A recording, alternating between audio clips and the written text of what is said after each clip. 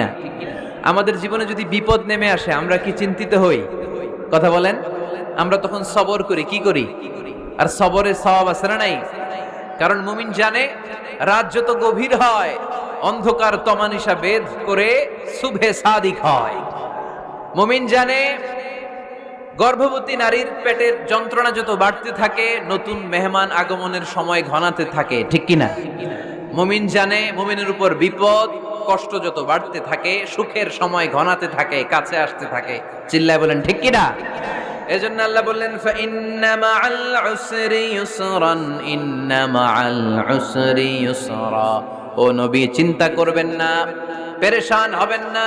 মাক্কি জীবনে আপনার দুঃখ কষ্ট, কিন্তু কিছুদিন পরেই মাদানী জীবনে আপনার জীবনে সুখ নামিয়ে দিবে কে?